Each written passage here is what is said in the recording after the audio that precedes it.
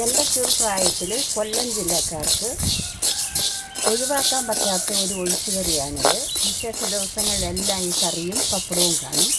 ഇത് ചട്ടിയിലിട്ടൊന്ന് വറുത്ത് ഇതിനെ അരകല്ലെ കൊണ്ടുവച്ച് ചെറുതായിട്ട് ഒന്ന് അരങ്ങിയെടുക്കും. അപ്പോഴിതിൻ്റെ പുറത്തുള്ള ആ തൊലി അങ്ങ് മാറിക്കിട്ടും. എന്നിട്ട് അതിനെ കൊണ്ടുവന്നാണ് പരിപ്പാക്കുന്നത്.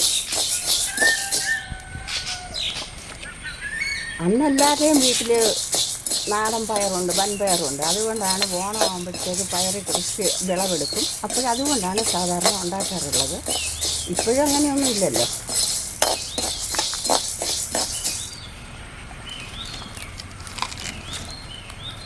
ഇതെല്ലാം റെഡിമെയ്ഡായിട്ട് വാങ്ങിക്കാൻ കിട്ടുമല്ലോ പരിപ്പൊക്കെ. ഇത് അധികം മൂത്ത് പോകണ്ട, ചെറുതായിട്ടുള്ള കളറ് മാറുമ്പോൾ ഒന്ന് വാങ്ങിയിട്ട് മുറത്തിലോട്ട് തട്ടിയിട്ട് അതിന് ഒന്ന് തണുപ്പിച്ചെടുക്കാം.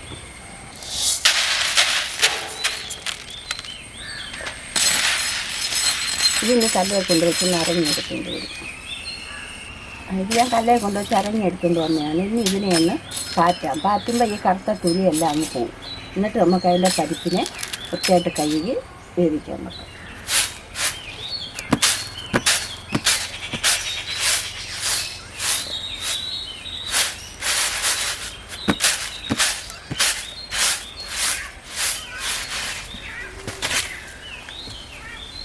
ഇതുപോലെ തുലിയാകും പോകും.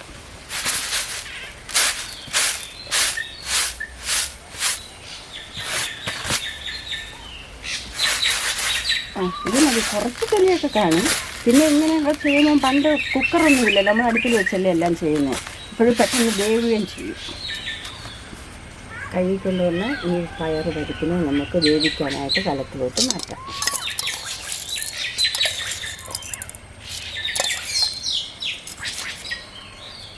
ഇതിലോട്ട് നമുക്ക് വേവാൻ ആവശ്യം വെള്ളം ഒഴിച്ച് കൊടുക്കാം. ഉപ്പും കുറച്ച് മഞ്ഞൾ,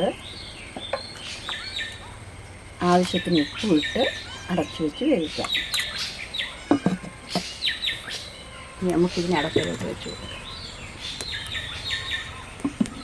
ഇതിരുന്ന് തിളക്കട്ടെ. ഈ കറിക്ക് ആവശ്യമായ അരപ്പ് തയ്യാറാക്കാം. തേങ്ങ, വെളുത്തുള്ളി, ജീരകം, ഒരു വറ്റൽമുളക്. ഇത് വൈറ്റ് പെപ്പറാണ്. ഇത് വൈറ്റ് പെപ്പർ ആയതുകൊണ്ടാണ് ഈ കൊത്തമ്പാൽ പോലെ ഇരിക്കുന്നത്, കൊത്തമ്പാലല്ല. ഇത് നമ്മൾ എടുക്കുന്ന പയറിനനുസരിച്ച് വേണം ജീരകവും വെളുത്തുള്ളിയൊക്കെ എടുക്കാൻ. പയറിന് ശകലം ജീരകം ചേരും.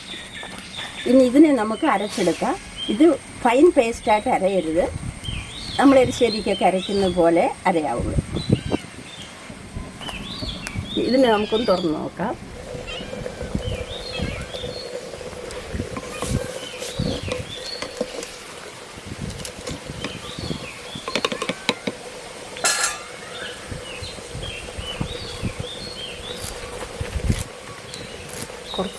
കുറച്ച് കരിയാപ്പില ഇട്ട് കൊടുക്കുക. ഇനി ഇത് കുറച്ചുകൂടെ വേവാനുണ്ട്. കുറച്ച് കരിയാപ്പില ഇട്ട് കൊടുക്കാം. നല്ലപോലെ വേവണം.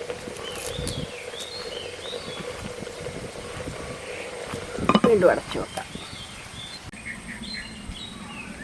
ഇത് നമുക്ക് തുറന്ന് വെന്തോന്ന് നോക്കാം.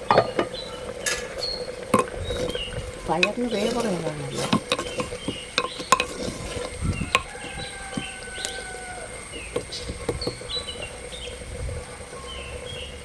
വെന്ത് ഈ തീ കുറച്ചിട്ട് ഒരു 5 മിനിറ്റ് നേരം അടച്ചിങ്ങനെ വെച്ചേക്കാം.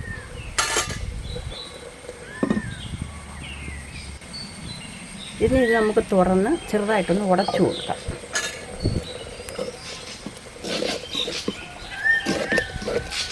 ഇതിപ്പോൾ എല്ലാവരും മിക്സിയിൽ അടിച്ചെടുക്കും. അപ്പോൾ നല്ലതായിട്ട് അരഞ്ഞു പോകാം. അത് കൊള്ളത്തില്ല. ഇതിൻ്റെ ടേസ്റ്റ് ഇങ്ങനെ തന്നെ വേണം. വേണ്ടോ, ഇത് നന്നായിട്ട് ഉടഞ്ഞ് നമ്മൾ ചോറിനകത്തൊഴിച്ച് കഴിക്കുമ്പം ഇടയ്ക്ക് പയറ് കടിക്കണം. അതുകൊണ്ട് ഇങ്ങനെ റഫായിട്ട് തന്നെ കിടക്കണം. നമുക്കിനി ഇതിനകത്തോട്ട് അരപ്പ് ചേർത്ത് കൊടുക്കാം.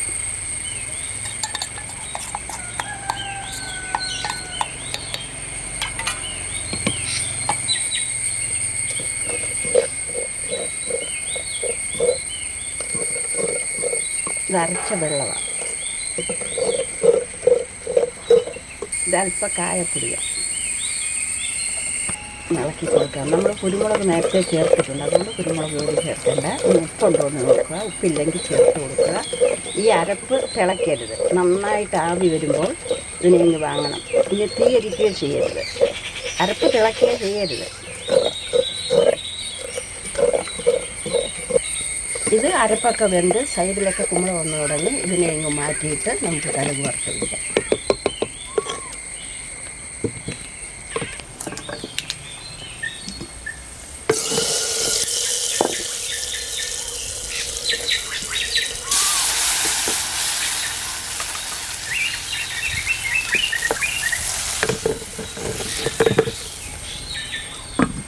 ഇതിവിടെ ഇച്ചിരി നേരം ഇരിക്കട്ടെ, ഇപ്പോൾ ഇളക്കണ്ട. ഇതിൻ്റെ കൂടെ മസ്റ്റായിട്ട് പപ്പടം വേണം. ഇത് ചോറിനകത്തൊഴിച്ച് ശകലം നെയ്യ് ഒഴിച്ചൊരു പപ്പടവും ഞെവിടെ തിന്നുന്നതാണ് അതിൻ്റെ ടേസ്റ്റ്.